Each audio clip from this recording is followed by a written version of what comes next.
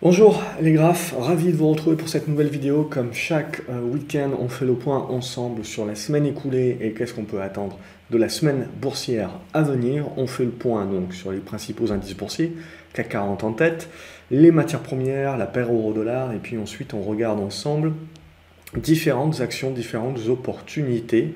Et j'intègre également donc, comme on s'était promis, donc il y a déjà 2 semaines maintenant, les actions pour lesquelles vous votez le plus. Alors pour voter, je vous fais le rappel, il faut dans les commentaires de la vidéo donc de ce week-end me donner par commentaire une action seulement, sinon ceux qui me donnent 3 ou 4 actions dans le même commentaire, c'est impossible derrière d'avoir des votes. Et les autres personnes votent en mettant un pouce sur les actions dont elles aimeraient bien avoir l'analyse le week-end d'après. Donc dans ce système-là, ça me permet de sélectionner voilà, une dizaine d'actions à peu près qui en moyenne ont une vingtaine de pouces en l'air. Et donc du coup, ça me facilite la lecture de cette manière-là et de pouvoir, au-delà de vous parler des actions qui pour moi sont intéressantes d'un point de vue purement graphique, d'un point de vue signal et d'un point de vue pédagogique également, c'est le but de ces vidéos, de vous parler aussi des actions sur lesquelles potentiellement vous posez des questions. Et aussi, ça me permet un petit peu de réduire le nombre de mails que je reçois, où à chaque fois, il y a un certain nombre de personnes qui me posent des questions, souvent sur la même action. Donc du coup, ça me permet de faire une réponse unique et globale également par rapport à ça, et ça me décharge par rapport aussi à la liste d'emails que je peux recevoir. Donc, merci de jouer le jeu.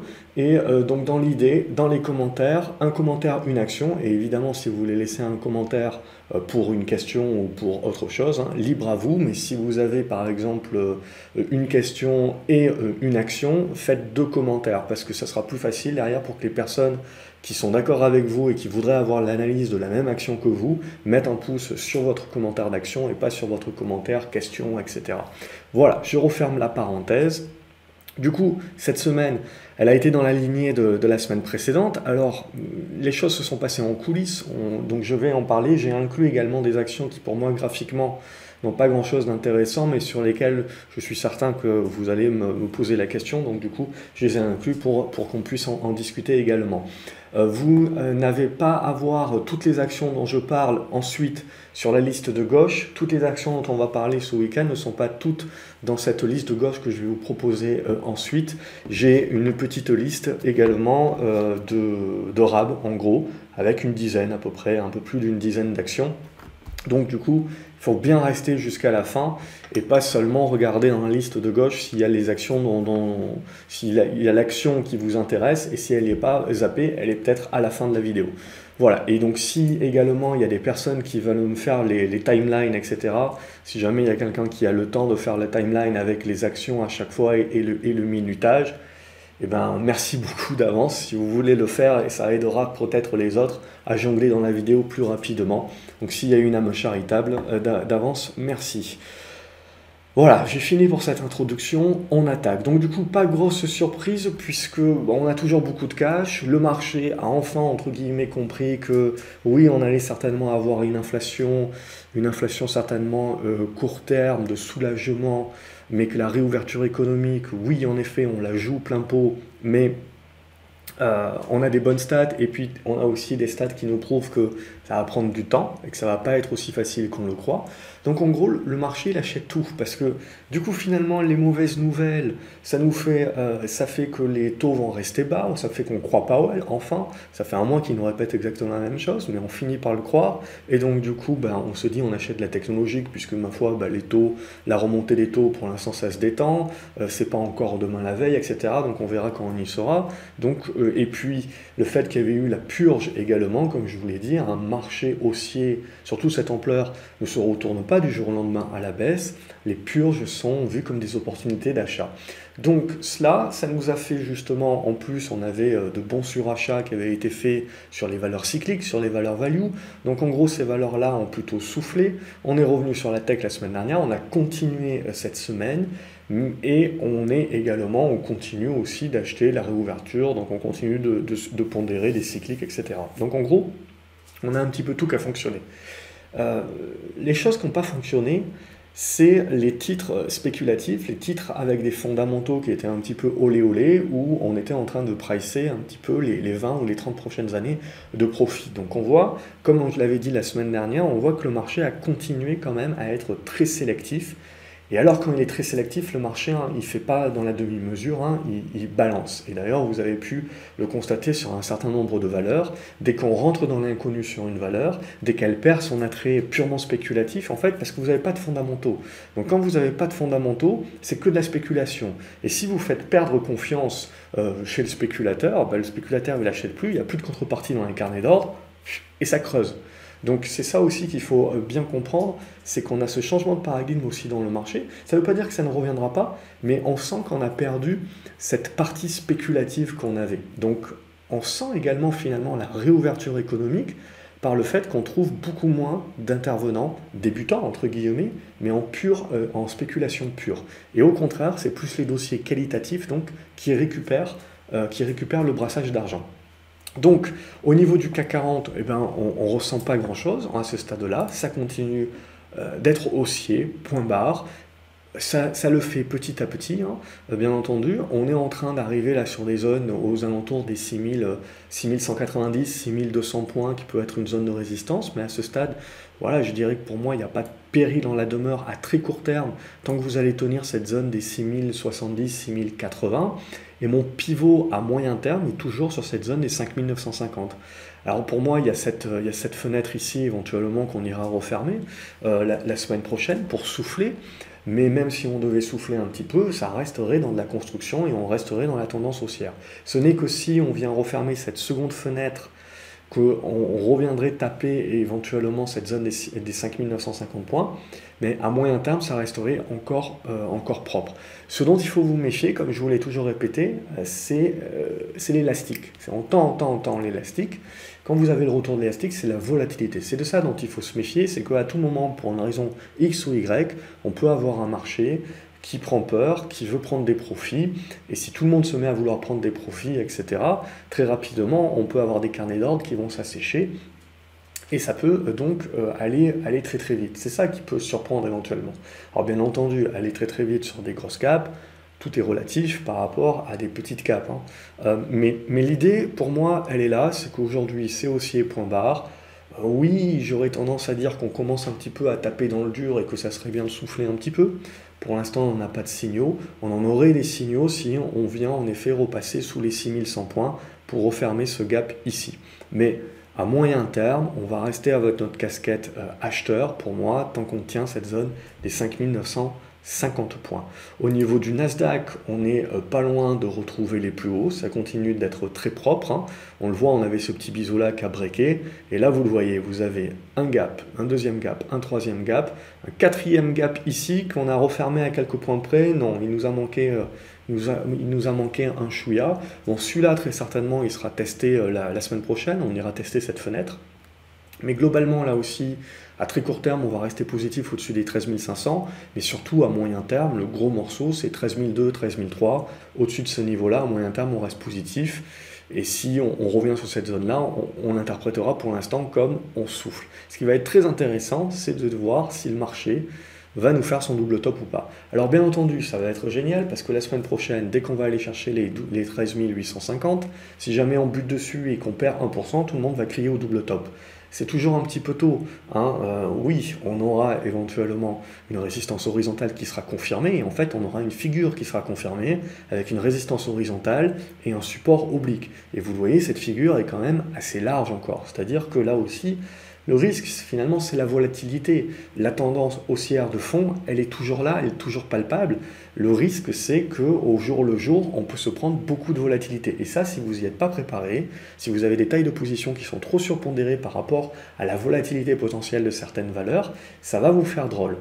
Et c'est ça qui crée finalement les frustrations et qui crée les pertes actuelles.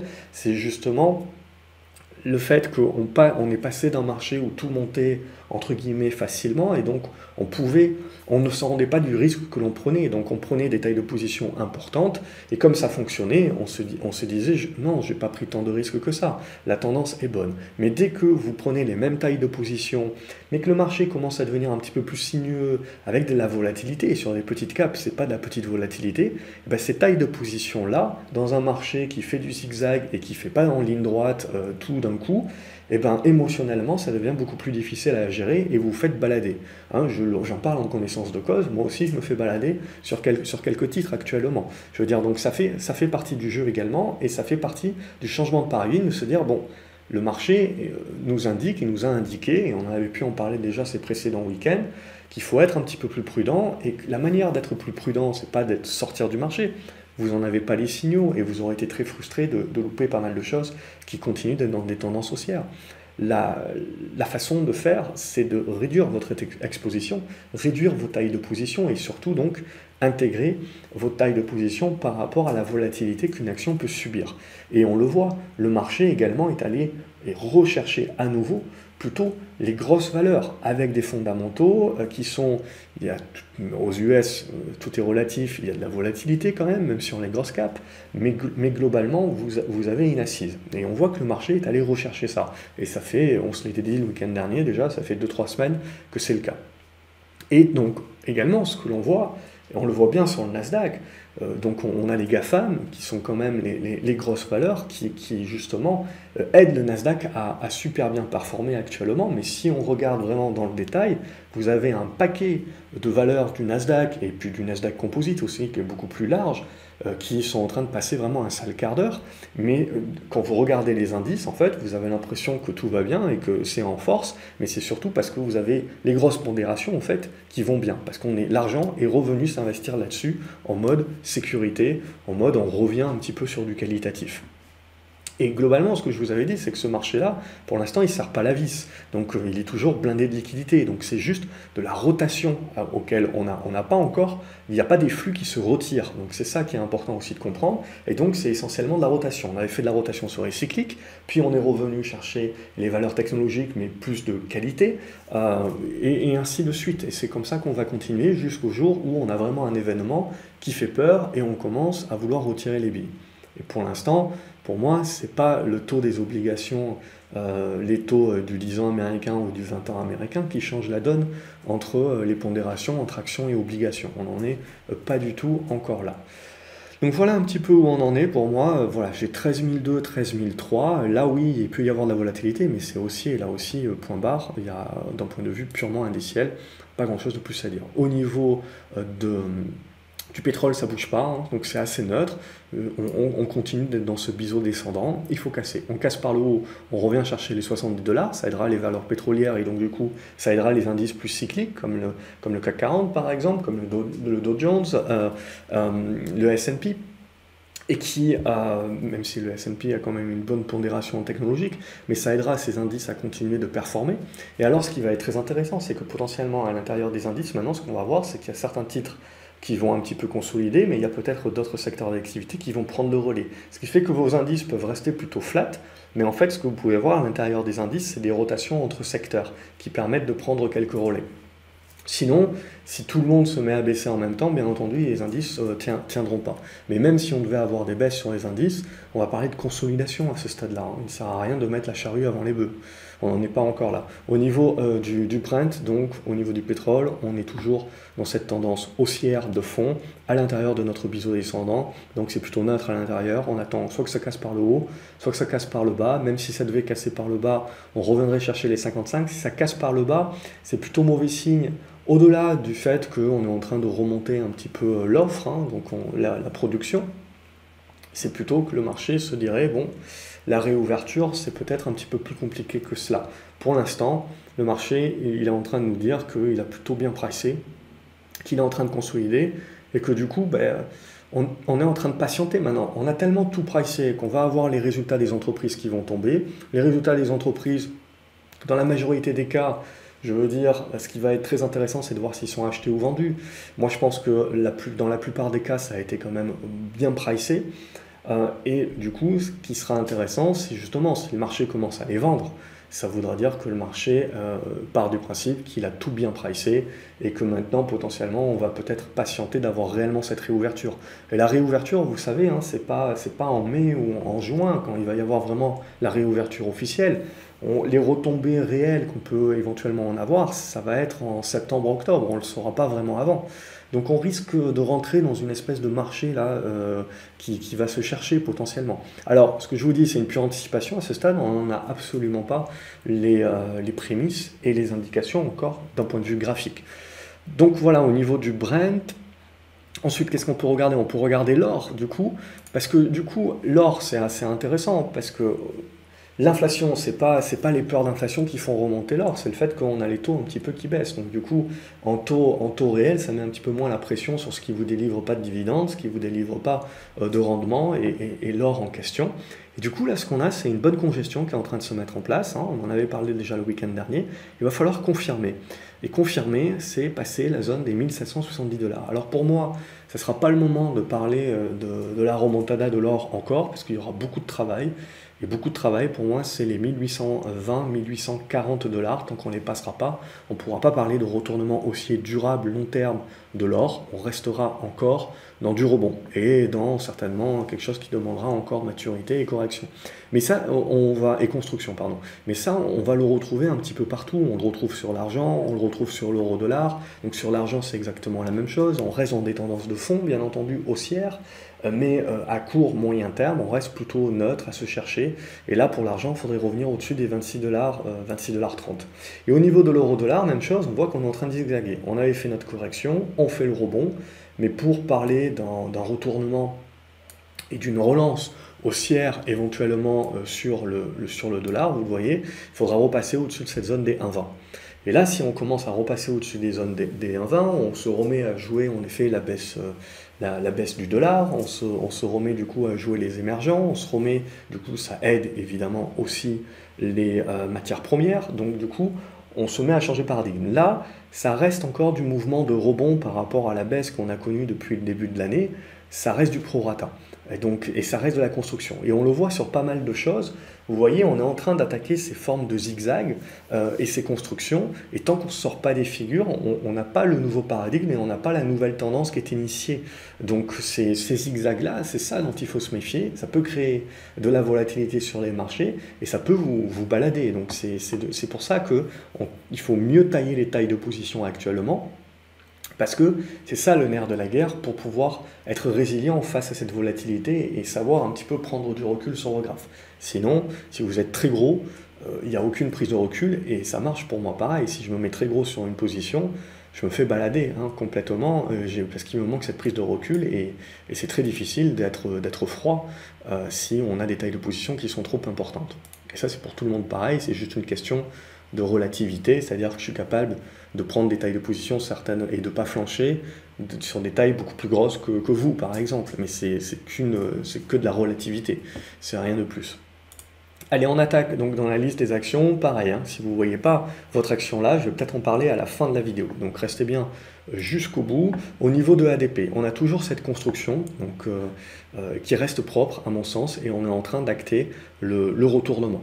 Pour valider ce retournement, il faudra passer au-dessus des 110 €. Pour l'instant, voilà, on est en train de se chercher un petit peu à l'intérieur de la figure. ACFA, on avait parlé la semaine dernière, aux alentours des 3,90 €, 4, c'était plutôt positif. Et donc on a continué à plutôt bien gérer le reste de la semaine. Et là, le verdict va arriver, c'est ça qui va nous intéresser. Est-ce qu'on est dans la capacité là de franchir cette zone des 4,20 €? Auquel cas, on devrait pouvoir rallier la zone des 4,40 €. Air France, on a remis un petit peu d'argent dans le panier et du coup, là aussi, on est en train de tenter le retournement, la relance haussière. Pour la confirmer, cette relance haussière, hop, il y aura encore du boulot. Alors, je ne sais pas si je prends la mèche ou pas, allez, je ne vais pas la prendre, mais on voit globalement la zone des 5,70 € qu'il faudra réussir à franchir. Airbus également a tenté cette phase-là. On le voit, donc on voit que le marché quand même a confiance et joue la réouverture, puisque les valeurs tourisme ont plutôt bien performé. Et là, Airbus a tenté également la sortie. Alors, On a tenté la sortie de l'oblique, mais on bute sur l'horizontale. Il faudra voir la semaine prochaine pour confirmer. Et ça peut être des relais intéressants pour le CAC 40 par exemple. Ce n'est pas des pondérations énormes, mais le fait qu'on revienne sur les foncières aussi éventuellement, voilà, qu'on rejoue un petit peu le dossier réouverture, ça peut permettre, voilà, à un indice comme le CAC 40 d'éventuellement laisser son luxe un petit peu souffler à plat et de prendre le relais avec des valeurs comme ceci, l'automobile également. Amundi, on avait parlé le week-end dernier également, il y avait une bonne congestion ici, la cassure de cette oblique et donc on a continué à performer. Ils ont d'ailleurs racheté, ou ils vont racheter, je ne sais plus, l'Ixor. Bon, alors après, ça va devenir un sérieux mastodonte. Mais bon, comparé aux Américains, il y a encore du boulot, bien entendu, mais je trouve que c'est pas mal qu'on se dote en Europe, quand même, d'un mastodonte comme ça. Ça permet de faire deux poids, deux mesures avec les Américains. Audio Valley, donc ils ont fini par annoncer leur augmentation de capital. Finalement, il vaut mieux plus tôt que plus tard. Donc du coup, forcément, ça met en péril le retournement dont on avait pu parler. Ils ont annoncé 3,18 €, je pense. On se retrouve avec un support oblique aux alentours des 3,23 € et donc une résistance aux alentours des 3,80 €. Donc en gros, vous le voyez à l'intérieur de ce triangle-là, ça va construire, il va falloir encore patienter un petit peu. BFIMO, il y a une bonne congestion qui est en train de se mettre en place. Il faudra casser cette oblique ici aux alentours des 36 € et on devrait pouvoir mettre en place le retournement. Au niveau de Boiron également, il y a une bonne congestion en place. Pour mettre en place le retournement, il va falloir valider la cassure des 38 € et c'est plutôt positif. Au niveau de Bonduel également, ça reste plutôt flat, hein, c'est les valeurs de fonds de portefeuille, ça je reste très positif au-dessus des 20,50 €. Au niveau de Carrefour, même chose, hein, on est en train de construire dans la zone, pas grand chose de méchant tant qu'on tient les 14,50 €, 14,60 €. CGDIM pareil, ça demande encore de la construction. Il faudra dépasser les 26 € pour relâcher les chevaux vers les 28. En attendant, c'est en train de construire doucement mais gentiment. Je trouve que les fondamentaux sont en anticipation, en amélioration. Donc du coup, je trouve que la zone est plutôt intéressante, hein. On a une bonne oblique là aux alentours des 23 €. Donc grosso modo, il faut réussir à conserver cette figure. Bien entendu, il a cassé par le haut. CGG là aussi, c'est en mode construction, on l'a vu. Et on a la congestion qui se met en place. Alors on peut le voir, hop, comme ceci plutôt. Hop, on va gommer un petit peu ça. Hop, j'ai pas pris la bonne. Voilà. On va y arriver. Ici, voilà, et on peut éventuellement le voir comme ceci, en triangle ascendant. Donc du coup, évidemment, pour relancer la dynamique haussière, il faudra casser les 1,09 €, un peu plus de prudence et peut-être une consolidation, une correction un petit peu plus profonde vers les 97 centimes d'euros, si jamais on vient à faire céder les 1,02 par exemple. Seabox également, on avait parlé le week-end dernier de cette oblique ici à casser, on n'a pas trop attendu, hein. Dès mardi, on a fait le break, on est allé chercher à peu près la moitié du chandelier ici, on est en train de faire maintenant le pullback, la consolidation. Il faudra réussir, voilà, à conserver cette zone-là des 25 centimes d'euros. Si ça ne tient pas, il y aura les 23,70 là en mode dernier machin. Mais ici, le but, hein, c'est de faire le pullback et de relancer. Ça serait l'idéal. Claranova, finalement, les résultats ont été achetés. On a ouvert en gap directement au-dessus des 7,50 qui deviennent donc support. Évidemment, bon, il y a un petit peu de volatilité sur Claranova, mais c'est le jeu. Il n'y a pas un carnet d'ordre qui est très touffu, donc il suffit qu'il y ait des gros qui larguent, des stops qui sont un petit peu trop rapprochés. Voilà, c'est un titre dont il faut laisser vivre. On a atteint le premier objectif que je m'étais fixé, donc dans l'idée justement derrière d'avoir la consolidation, construction, et dans le but éventuellement de reprendre position. Ça reste bien entendu très positif, en retournement haussier. Au-dessus des 7,50 €, je ne vois pas grand-chose de plus à dire. C'est un plan qui s'est bien déroulé, merci donc au résultat. Crédit Agricole, ça reste également très positif, en tout cas au-dessus des 12,20 €. Si on passe sous les 12,20 €, on relancera la conso, et donc du coup, si les bancaires commencent à relancer leur conso, hein, c'est là où il faut se dire, sur le CAC 40, on va peut-être un petit peu tempérer, on va souffler. Mais globalement, on voit à ce stade-là encore que c'est très puissant, qu'éventuellement, il y a même encore un petit peu de marge sur les bancaires. On voit qu'on a ce gap là entre les 12,80 € et les 13 €, qui peut être un objectif, en tout cas, tant qu'on est au-dessus des 12,20 €. Au niveau de Danone également, ça reste très propre. On voit que l'oblique a servi de soutien. Donc tant qu'on reste au-dessus des 57 €, on va rester positif sur le retournement. Au niveau de Dontnod, on est revenu. Alors on a cassé cette oblique-là. Je ne sais pas si on peut dire qu'elle est super pertinente ou pas. Mais dans l'idée, c'est qu'on est là sur la zone de résistance. Globalement, on a une congestion qui est en train de se mettre en place ici. sur les 15,70 €, 15,50 €, tant qu'on reste au-dessus, on reste positif sur une capacité de casser par le haut. C'est pas un titre super épais, il n'y a pas beaucoup de volume. Egide également, donc il y a eu une anticipation par rapport au résultat qui avait été acheté en amont, puis derrière on a eu une correction post-résultat et puis une relance. J'en ai pas passé loin de l'objectif que je mettrais à entre 1,50 € et 1,55 €, 57 là. Je pense qu'on peut éventuellement toujours continuer de viser ça, hein, toujours des très bons volumes, même s'il peut y avoir une consolidation intermédiaire. Maintenant, dorénavant, la zone des 1,25 devient support. Au niveau de RME, ça reste positif au-dessus de ces 58 € à court terme. Au niveau de Euronav, on est en train de corriger. Bon, on avait aidé la résistance des 8,20 € et on est en train maintenant de souffler, de corriger. Je mettrai le support là aux alentours des 7,35 €.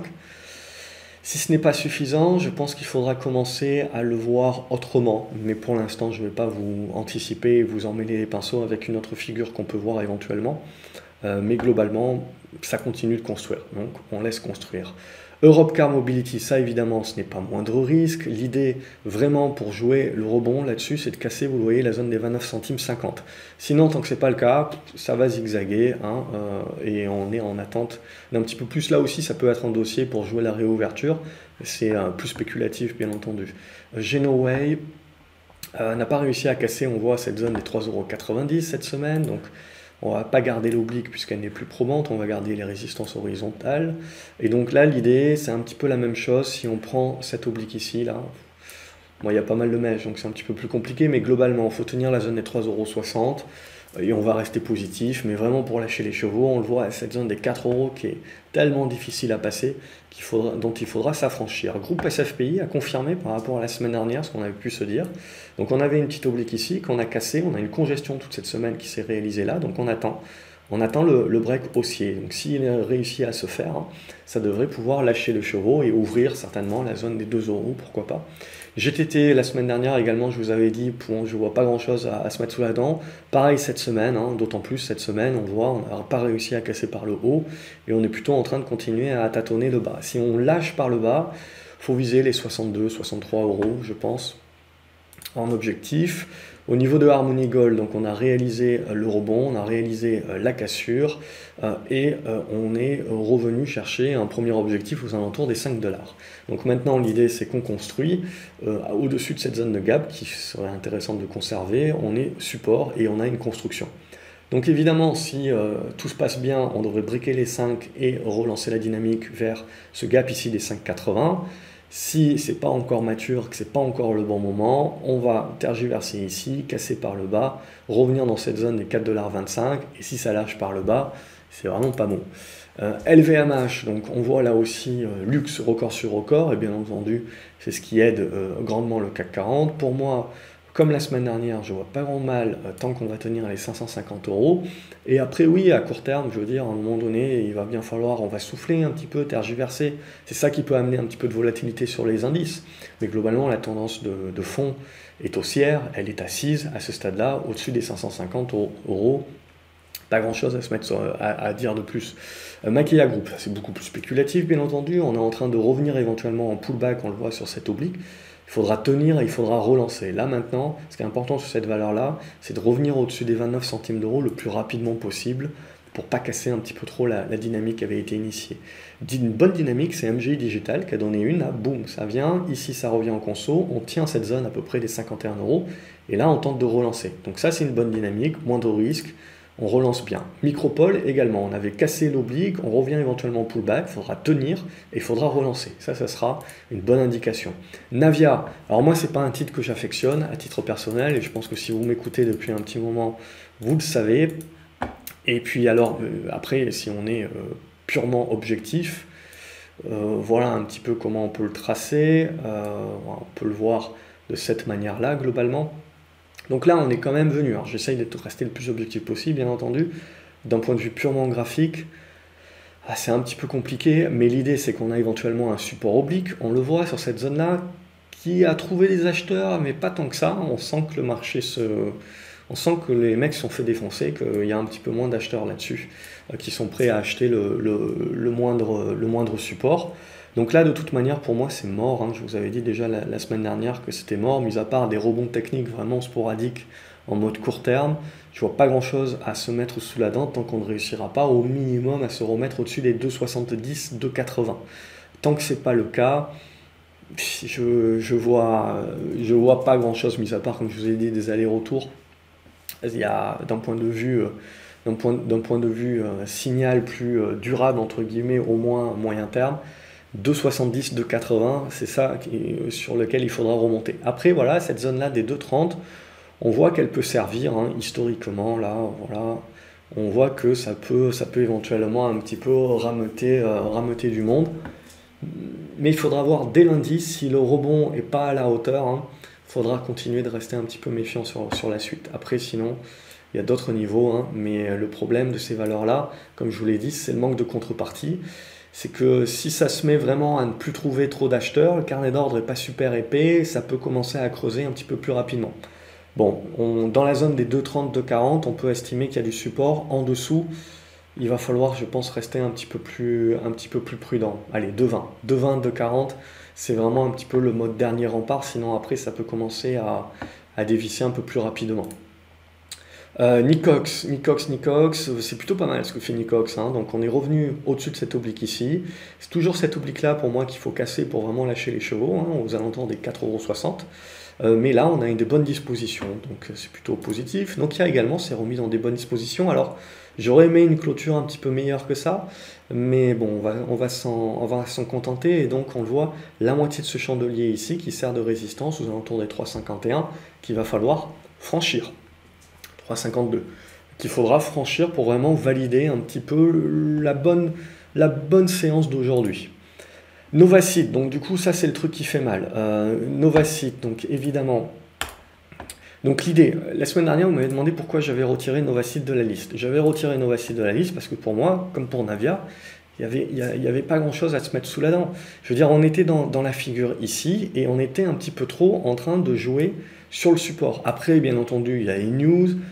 Moi-même, j'étais loin de me dire qu'il allait y avoir moins 40%. Il y a la news en plus qui tombe en plein milieu de séance, c'est quand même un truc assez rare. Mais bon, je me dis qu'ils ont dû le faire parce qu'ils avaient trop peur que ça fuite, etc. Donc pour pas se faire accuser de délit d'initié ou je sais pas quoi. Après, c'est quand même super rare les news comme ça annoncées à je sais plus 13h30 ou 14h, quelque chose comme ça. Donc évidemment c'est compliqué et on l'a senti que c'était compliqué, hein. Il y a eu une très bonne remarque de Damien qui est membre de l'Académie des Graphes qui fait la remarque justement que la grosse partie de la baisse s'est fait finalement avec peu de volume. Et bah, tout de suite, et en fait, c'est parce que la réalité, c'est que ça a pris de court en fait beaucoup de personnes. Et ensuite, les gros des volumes, et ben, c'est des gens qui essayent d'acheter. Je l'ai fait également pour jouer un aller-retour. Mais c'est des gens qui essayent d'acheter malgré la perte de ce contrat. Éventuellement, bah, tout ce qui a été mis en trésorerie jusqu'à maintenant. Alors, je ne connais pas suffisamment le dossier. Je ne sais pas combien ils ont dans les caisses. Il faudra certainement il y avait quelques analyses qui suivaient le titre. Donc, on verra également comment ils vont revoir leur copie.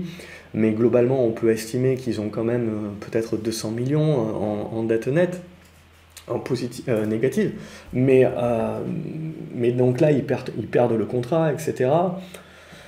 Bon, ils margent quand même. Donc on peut se dire, au niveau du prix, je sais pas, mais il y a bien de la trésorerie pour voilà, cette zone des 4 €, 4,50 € éventuellement.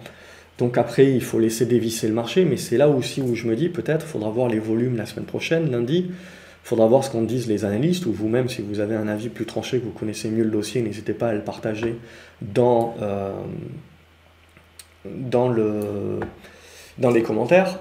Mais l'idée, globalement, c'est qu'à un moment donné, voilà, même s'il y a une perte de contrat, il y a potentiellement aussi tout ce qui a été fait jusqu'à maintenant et une valorisation, une capitalisation qui peut revenir sur des niveaux de trésorerie et donc éventuellement trouver un socle à ce niveau-là. Bien entendu, en attendant, c'est un couteau qui tombe. Là, il n'y a pas grand-chose de plus à dire. Pour moi, j'ai fait un aller-retour rapide, mais je veux dire, voilà, c'est pas quelque chose que je vais recommander. C'est quelque chose que je vais recommander pour des personnes qui ont de la bouteille, qui savent un petit peu ce qu'elles font et qui sont assis sur un matelas de gain, hein. On ne va pas essayer de faire la perf du mois là-dessus. Au contraire, on risque d'y laisser les dents. Donc, c'est ça, il vaut mieux éviter. Mais globalement parlant, voilà, on a ce genre de risque. C'est toujours la problématique. Et c'est sur ce genre de choses-là qu'il y a beaucoup de personnes qui vont conclure Bon ben voilà, encore une biotech, vous voyez, il faut arrêter les biotech, il faut arrêter les valeurs spéculatives, il faut arrêter les petites caps, il faut revenir sur des grosses. Oui, potentiellement oui, si vous n'arrivez pas à soutenir la volatilité. Mais vous n'arrivez pas à soutenir la volatilité pour une raison autre, c'est votre taille de position. Si vous aviez potentiellement des tailles de position qui étaient adaptées à la spéculation qu'il peut y avoir sur ces titres, parce que quand ça monte, eh bien vous pouvez avoir 10, 15% ou 20% de votre portefeuille, vous ne pensez pas que vous avez un risque. C'est quand vous prenez moins 40% que vous vous dites, bon, j'étais trop gros là-dessus. C'est dommage, mais ce n'est que comme ça qu'on le réalise. Hein. Et je veux dire, je suis passé par là aussi, et même en le sachant, on continue des fois à faire l'erreur. Mais le marché nous ramène à la réalité que l'erreur, c'est pas d'être sur une petite cape. L'erreur, même à la limite, je dirais, c'est pas d'avoir conservé alors que ça commençait à être un petit peu dégueulasse, mais que globalement, ça aurait cassé ici par le bas sans news, etc. Vous auriez peut-être eu un petit peu plus de temps et moins de pertes pour sortir la valeur. Mais globalement, la dégradation était là. Mais c'est comme Biocartis, hein, vous savez, moi j'ai une grosse position sur Biocartis, la tendance est en train de se dégrader, la semaine prochaine il y a une mauvaise news, je sais que je prends moins 10 dans la figure. L'erreur, c'est pas potentiellement d'être encore sur Biocartis, même si graphiquement parlant, c'est un petit peu, il n'y a rien, et c'est un petit peu bizarre, mais c'est surtout d'être trop gros. Et après, bon, c'est ça, l'erreur globalement, c'est d'avoir une taille de position qui devient démesurée par rapport à une tendance qui se dégrade, et une tendance qui se dégrade sur une petite cape. Parce que sinon, l'idée de vous dire j'arrête les petites capes et je me mets aux grosses, ben, vous allez faire quoi? Vous allez acheter Atos. Très bien, et vous allez vous prendre pareil, un moins 20 ou un moins 30% un de ces 4 matins parce qu'il y a une irrégularité comptable ou que sais-je. Donc la grosse cap ne vous protège pas absolument de la volatilité, du moins 20, du moins 30, de la grosse news qui vous fait mal. C'est la taille de position qui vous protège. Et donc c'est votre adaptation, cette taille de position, au risque que vous prenez. Alors on ne le ressent pas quand on est dans une tendance haussière et que ça monte tous les jours et qu'on a l'impression d'être le dieu du trading. C'est quand ça baisse que ça nous fait relativiser, que ça nous fait. Il faut que ça fasse retenir la leçon. On n'est pas des robots, bien entendu, on continue de faire les erreurs, mais le but, hein, notre mission, c'est pas de faire zéro erreur. Notre mission, c'est de tendre vers l'optimum et d'en faire de moins en moins. Donc c'est ça l'idée. Donc évidemment, donc je compatis. Et honnêtement, j'aurais été dans le train, j'aurais pris la claque comme tout le monde, puisque je n'aurais pas réagi suffisamment vite, très certainement. On change de dimension en Xéo, pas la même configuration, c'est toujours une biotech, c'est toujours spéculatif bien entendu, mais la configuration est haussière, on a eu des volumes et on a un breakout qui est en train de se réaliser. Donc déjà, on n'est pas à l'abri de l'accident, bien entendu, mais on est dans des dispositions un petit peu plus moindre risque et qui nous mettent en tout cas dans le bon sens. Donc là, je serais plutôt positif là-dessus. Orange, c'est plutôt haussier, bien entendu, c'est défensif, on va dire, il y a un bon dividende, etc. Donc action de fonds de portefeuille au-dessus des 10 euros, rien à dire. Farnex, c'est la même chose. C'était plutôt pas mal les semaines précédentes, mais il nous manquait le break et on n'a jamais réussi à le faire. Donc là, c'est en train de se dégrader. On va certainement aller chercher la fermeture du gap ici. Pourquoi pas un nouveau test de l'oblique là aux alentours des 3,10 €. Mais grosso modo, il n'y a rien à se mettre sous la dent, je veux dire, tant que vous ne revenez pas au-dessus de la zone des 3,70, 3,80. Et ça, voilà, mais c'est toujours pareil. Alors, je sais, tout le monde regarde Twitter, tout le monde regarde des choses, etc. Et vous avez un paquet de mecs qui vont parler dans beaucoup de sociétés et qui vont vous dire, tel analyste, il a un objectif à 16 €, tel analyste, il a un objectif à 36 €. Et puis, voilà, tout ça, c'est génial, etc. Il n'y a que les objectifs. Et puis, dès que ça commence à baisser, on n'entend plus personne. Les mecs font l'autruche. Donc ça, je vais en reparler sur Solution 30 parce que pour moi, c'est toujours la même chose finalement, c'est l'asymétrie un petit peu des recommandations boursières et je vais vous expliquer un petit peu comment ça marche et comment on se laisse biaiser tout simplement. Plant Advanced, ça n'a pas réussi à casser, donc pour moi c'est toujours ok, il faut tenir la zone des 21 €, c'est toujours pas très liquide comme titre, mais c'est surtout le dépassement des 24 € qu'il faudra valider. Au niveau de Quantum Genomics, toujours dans la configuration, on a tenté la fermeture du gap ici, mais c'est une clôture au-dessus de cette zone-là qu'il faudra pour se remettre un petit peu mieux. Pour l'instant, on reste plutôt en zone, on voit, défensive, hein, donc on n'arrive pas à remonter au-dessus de la zone des 4,90 €, et si on commence un petit peu trop à tâtonner là sur cette zone de support oblique, il faut faire attention, si ça lâche par le bas, il faudra faire attention, on reviendra chercher la zone des 4 euros certainement. Bon, pour l'instant, je dirais que c'est encore neutre, il faudrait revenir au-dessus des 4,90. Ribert, ça reste plutôt positif, alors c'est pas le titre le plus liquide du monde, là aussi, c'est une petite valeur, et il y a encore du boulot, c'est-à-dire qu'il faudrait dépasser, on voit cette zone des 1,73, et puis surtout la zone des 1,82 pour vraiment instaurer un retournement durable de la tendance. Mais pour l'instant, c'est en train de construire, on n'est pas à l'abri de revenir chercher les 1,62 là, sur une mèche, etc., mais tant qu'on va tenir cette zone-là, on reste dans cette construction de retournement. Au niveau de Ruby, on a buté sur la résistance, on est vraisemblablement en train de revenir chercher cette zone des 40-39 euros. Ça reste encore positif, ça reste encore dans la figure, on voit ici avec cette zone des 39-40 euros qui reste la zone de soutien. Mais pareil, c'est dans une construction qui est plutôt neutre à ce stade-là. Sanofi, ça continue d'être positif, hein. On avait vu la cassure, le pullback, la relance. Donc moi je resterai positif au-dessus des 81 euros, là aussi valeur de fonds de portefeuille. SES, pour l'instant, tant que vous ne cassez pas cette oblique descendante, que vous ne repassez pas au-dessus des 7,10 €, 7,20 €, il n'y a pas de signal.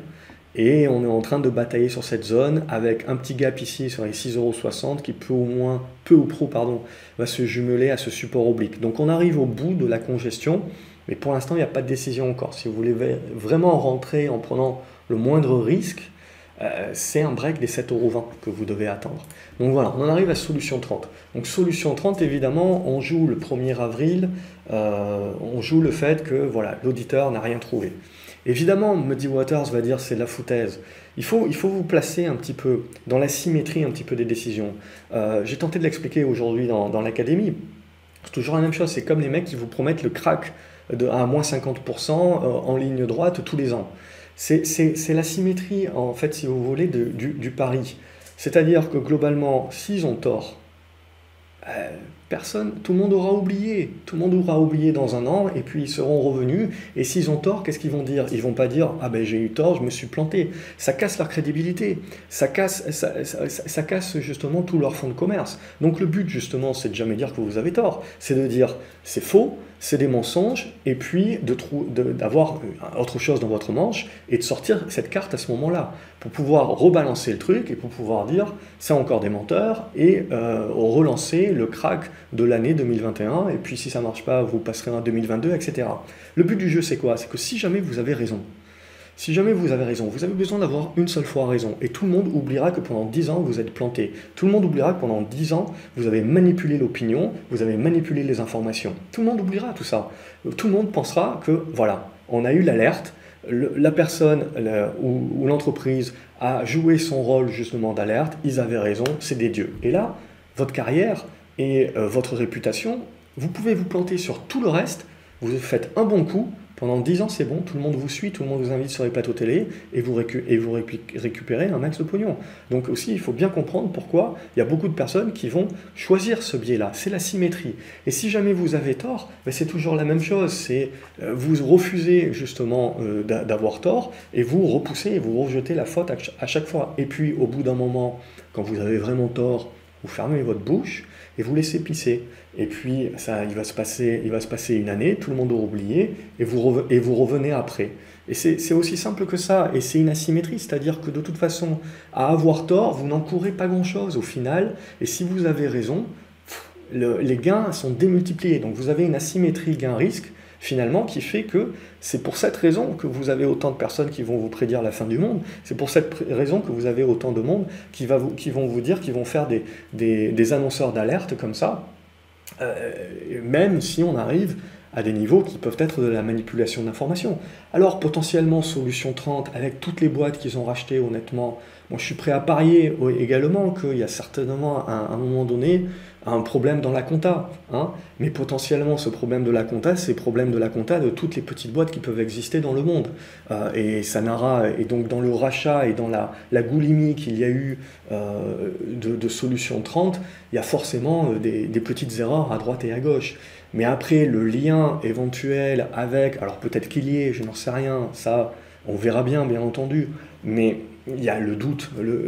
Il suffit dans cette asymétrie, il suffit d'insinuer le doute, hein, et ça suffit. Hein.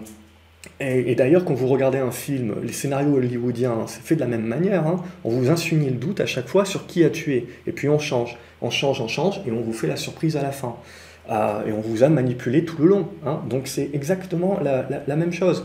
Donc, donc là, l'idée, on n'en sait rien s'il y a des liens ou pas avec la mafia, le truc, le machin. Évidemment, il y a toujours des dossiers, il y a des cartes en dessous de la table et on relance quand ça nous arrange. Là, l'idée, c'est que si vous êtes investisseur, globalement, eh ben, vous savez que vous allez avoir énormément de volatilité. Moi-même, dans l'idée, je vous l'avais dit le week-end dernier, moi, je pensais que les 12 euros tiendraient quand même. Mais là, on a Muddy Waters qui a mis une couche supplémentaire avec un élément supplémentaire. Et donc, on est allé chercher beaucoup plus bas que ce que je pensais.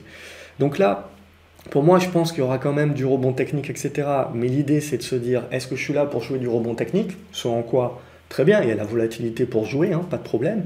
Ou est-ce que je suis là pour investir vraiment à moyen long terme? Si vous êtes là pour investir à moyen long terme, ça peut fonctionner, bien entendu. Mais on est dans la période, là, un petit peu de méconnaissance, où on ne sait pas trop où on gravite.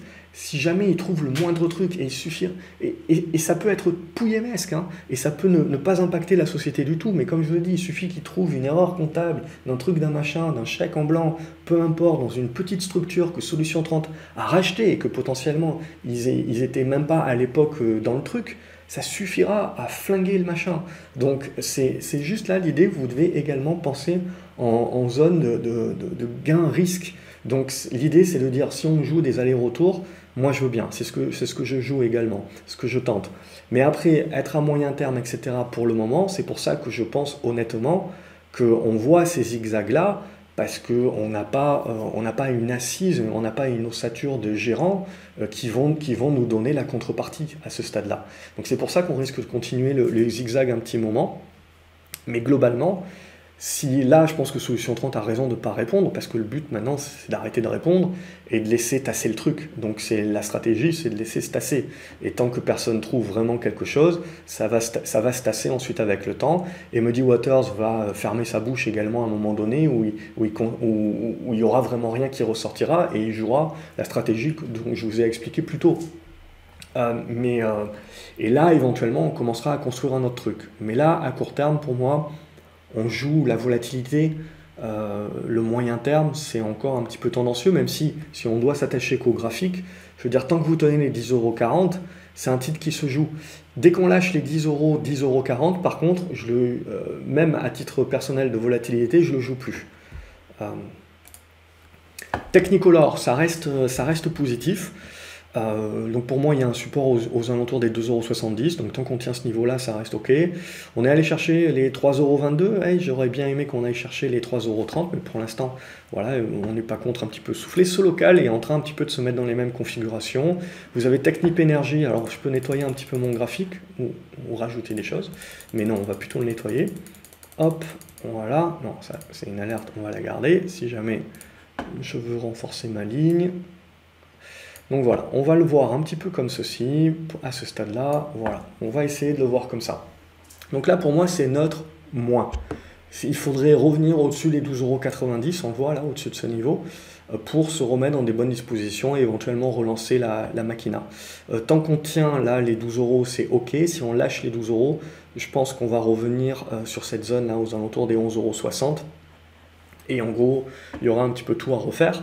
Mais pour l'instant, voilà, je dirais qu'on est dans cette forme de biseau descendant et qu'il faut donc casser par le haut ou par le bas pour donner l'influx supplémentaire. Terra Nexus, même chose. Alors non, pas même chose, mais globalement. Il y avait la congestion, on en avait parlé, il y avait eu le premier break ici, deuxième congestion, deuxième break. Et là, en 2 jours, on a eu les objectifs qui ont été explosés. Il y avait les 13,90 €, il y avait les 14,40 €. Donc on est allé chercher tout ça très rapidement. Maintenant, je partirai du principe que ça serait bien de souffler, de revenir pourquoi pas dans cette zone des 12,30 € à 11,90 € et de maturer. Et donc, moi, ce qui va surtout m'intéresser maintenant, c'est que l'action se mette à maturer. Évidemment, si on break ici par le haut, c'est d'autant mieux pour l'action, puisque ça permettra de maturer au-dessus de toutes les moyennes mobiles et d'aller chercher éventuellement une zone là aux alentours des 16 €. Mais pour l'instant, voilà, je pense que là, il y a des bons volumes, etc. Ça va être une action qui sera intéressante dans sa construction. Au niveau de Total, on est en train de construire aussi, on a à peu près les mêmes types de figures un petit peu partout sur les valeurs pétrolières. Donc on est en train de construire, rien de bien méchant à ce stade-là, c'est sain. On a un premier support ici sur les 37,80, vous avez un deuxième support là sur les 37 euros, un troisième sur les 36,50, bref, je suis prêt à parier que, voilà, je ne sais pas où on va aller, mais aux alentours des 36, 70, 37, je pense qu'il y aura du monde pour défendre ces niveaux-là. Au niveau d'Ubisoft, on est en train de continuer le rebond. Donc pour moi, le support, je le mettrai ici, et tant qu'on tiendra cette zone des 65 euros, on va rester positif. Maintenant, ça demandera aussi de la construction, certainement plus tard.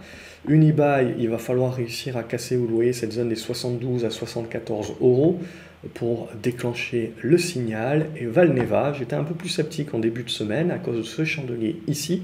Et finalement, on a bien tenu et ce chandelier-là a mis tout le monde d'accord. Et on a confirmé aujourd'hui.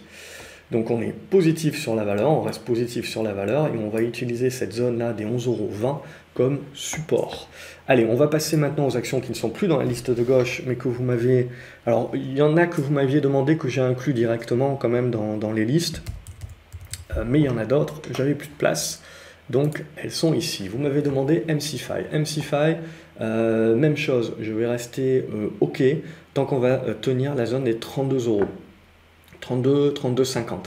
On repasse en dessous des 32,50, il restera cette zone là des 30,50, mais on sera peut-être un petit peu plus prudent. Donc là, voilà, on a éventuellement une construction, il y en a certains qui verront une tasse, et puis éventuellement si on vient à consolider la anse, alors il faut voir est-ce que la anse sera petite ou est-ce qu'elle sera un petit peu plus grande, mais bon, globalement, dans l'idée, je veux dire, tant que vous tenez cette zone des 30, 31, c'est OK, et 32 € à très court terme, mais je pense que c'est des titres qu'il faut laisser vivre un petit peu, donc c'est plutôt cette zone des 30 € que je mettrai en support important. Vous m'avez demandé Prosus également, donc qui détient une part dans Tencent, et c'est un petit peu l'intérêt de la boîte. Donc pour moi là c'est assez neutre, et c'est assez neutre, faiblard. Donc grosse méfiance si on vient à péter les 90 €. Alors, ce ne sera pas la fin du monde, mais ça veut juste dire qu'à court terme, il n'y aura pas grand-chose à attendre quand même. Ce qu'il faudrait mieux, c'est casser les 100 € à la hausse pour relancer la dynamique haussière. STM également, qui continue de rester positif et de rester forte, on voit, au-dessus des 32 € à très court terme. Ça reste OK là aussi. ALTBG, donc... Blockchain Group, là aussi, on reste dans la configuration, mais on voit, on n'arrive toujours pas à passer. Ça me gêne hein, quand on fait un petit peu trop de tests. Alors ça reste encore, bien entendu, OK, c'est vraiment un passage en dessous des 2 € qui commencerait un petit peu à affaiblir la tendance. Mais à ce stade-là, c'est positif. Une portugaise, alors ça, si vous ne me l'avez pas proposé, c'est moi qui vous la propose en plus, c'est Mota Enguil. Et Mota Enguil, qu'est-ce qu'on a? On a ici... Alors je le prononce certainement pas bien parce que mon portugais est très mauvais, donc n'hésitez pas à me reprendre en phonétique dans les commentaires. Mais l'idée ici, c'est qu'on a eu une très bonne séance, c'était quand? C'était mardi ou mercredi, et on a la consolidation. Donc on a bien validé que la zone à casser, c'est les 1,55. Donc là, c'est cette zone-là qui permettra de rentrer en mode retournement, moindre risque, mais sinon on a une bonne configuration, une bonne assise, un bon socle, une bonne valeur de fonds de portefeuille également qui peut être initiée. On a Eiffage également, que vous m'avez demandé, qui est donc le secteur du BTP également. Donc dans la même idée, ici, voilà, on a des belles constructions qui se mettent en place. Maintenant, il faut réussir à breaker par le haut pour valider cette réouverture. Ça voudrait dire que le marché continue de jouer à plein les réouvertures et donc va chercher le BTP, etc. Le plan Biden, évidemment, ne se passe pas en Europe, mais on a beaucoup de sociétés qui peuvent avoir des répercussions. Et surtout, en Europe, on peut avoir également des plans qui peuvent être pris, moins importants, bien entendu, mais similaires. Et au niveau de Engie, on est en train de bien se retourner également, donc il faudra valider en passant les 12,50, 12,60, et on devrait se remettre dans des bonnes dispositions qu'avait déjà reprise EDF, et évidemment, avec l'annonce du gouvernement qui voulait racheter les minoritaires. Alors, c'est pas fait, bien entendu, et puis surtout, là aussi, je rejoins les commentaires qui ont été faits sur l'académie. Au prix actuel, ce que l'on constate, c'est que le marché n'a pas l'air d'y croire. Parce que s'il va racheter les minoritaires à 1 an de la présidentielle, l'idée, évidemment, c'est que les petits porteurs qui étaient rentrés dans EDF ont eu un petit peu moins de chance que ceux qui sont rentrés dans la FDJ. Pas le même secteur, bien entendu. ça avait été promis, ça avait été vendu d'une manière différente, évidemment. Mais l'idée, évidemment, c'est qu'ils ne peuvent pas se permettre de les racheter trop bas. Donc on parle de 20 euros. On parle de 20 euros minimum qui éviterait un petit peu la soupe à la grimace. Mais globalement, donc, je vais conserver ma ligne. Hein. C'est une ligne que j'ai en portefeuille long terme, défensif, que j'appelle. Donc moi, je conserve ma ligne, même si on voit que le marché n'a pas l'air de trop y croire. J'ai un support ici sur les 11,60. Et à la limite, je renforcerai ma ligne pour le jouer. Voilà. Et puis, dans le pire des cas, on retombe à zéro, il y a quand même un dividende, etc. Voilà, ça reste des sociétés étatiques, et donc c'est toujours compliqué de faire des profits dans ces dispositions-là. Mais je pense que là aussi, c'est typiquement un type de trade asymétrique. Là, vous vous plantez, le risque n'est pas énorme, vous avez raison, le gain est démultiplié. Alors, bien entendu, il ne faut pas faire all-in, hein, parce que c'est pas les mêmes... Il y a toujours des trades asymétriques, mais il ne faut jamais faire all-in quand même. Hein. À Atos, donc du coup, là, vous le voyez, on avait purgé pour des problèmes comptables, donc ça arrive même aux grosses boîtes. Hein. Et l'idée, évidemment, c'est que ça commence de plus en plus à attirer, et surtout, ben, on en parle de plus en plus dans la presse. C'était ce que je vous avais dit, donc c'était également le but. Bon, d'un point de vue graphique, pour moi, il n'y a pas grand-chose de plus, on est en train juste on est en train tout simplement de faire le prorata en mode conso, mais pour moi il y aura une résistance ici sur les 61 et des brouettes. Ce qui m'intéressera, c'est la conso derrière qui pourrait se passer. Et là après il faudra voir la construction avant que je me mette à accumuler, parce que j'en ai ça aussi. J'ai pris la baisse évidemment, mais j'en ai ici dans mon portefeuille de long terme. Voilà, je pense que globalement c'était les titres que vous m'aviez demandé. Je pense que j'en loupe quelques-uns. Vous m'avez demandé. Alors celle-ci, vous ne me l'avez pas demandé également, mais je la trouve plutôt pas mal. Corian. Donc on a un retournement qui est en train de s'acter. On le voit ici et on l'a bien confirmé cette semaine. Vous pouvez éventuellement avoir un pullback sur la zone des 30-31 euros. Et je trouve que ça peut être intéressant éventuellement de mettre un petit peu d'or gris dans le portefeuille sur ce niveau de prix-là. Si vous vous plantez, là aussi, le risque n'est pas énorme par rapport éventuellement au retournement qui peut se valider. Voilà, je sais plus, j'arrive plus à me retrouver dans mes notes, mais globalement, je pense j'ai fait le tour et je vous ai dit ce que j'avais à vous dire. Voilà, encore une vidéo un petit peu longue, mais j'étais parti pour vous faire une demi-heure, mais c'est compliqué évidemment de répondre à la fois à toutes les questions parce que la semaine a été quand même beaucoup plus chargée que ce qu'on peut le voir sur les indices. Donc je tenais quand même à vous faire un petit laïus, puisque je me doute qu'il y a beaucoup de personnes qui se posent pas mal de questions sur InnovaSite et compagnie. Et donc c'était important pour moi de les prendre peut-être en exemple pédagogique, et j'espère que ça a pu vous être utile. Et ensuite, donc, globalement, également prendre une bonne dizaine de vos valeurs que vous me proposez. Donc n'hésitez pas à reproposer dans les commentaires, à mettre des pouces en l'air dans les actions que vous aimeriez bien voir, même celles qu'on a déjà vues cette semaine, parce que c'est pas sûr que je les reprenne la semaine prochaine. Donc si vous voulez que je les reprenne la semaine prochaine, il faut les reproposer en gros chaque week-end, recliquer sur les pouces, pardon. Moi aussi j'ai besoin de partir en week-end. Et voilà, donc j'ai fini de parler, on va arrêter avant 1h. Je vous souhaite un excellent week-end. On se retrouve lundi sur graphcobourse.fr pour commenter ensemble au jour le jour la suite, les nouvelles aventures boursières. Excellent week-end. N'oubliez pas de vous abonner à la chaîne, comme ça vous ne loupez pas également les vidéos que je publie en cours de semaine. Donc laissez-moi vos commentaires, laissez-moi vos actions, cliquez sur les pouces pour voter. Partagez la vidéo également avec d'autres investisseurs que vous pensez que ça peut aider. Je vous remercie par avance de tous vos partages, de tous vos commentaires. Ça fait plaisir, c'est gratifiant et puis ça motive tout simplement à continuer. Excellent week-end à vous les graphes et à lundi. Salut!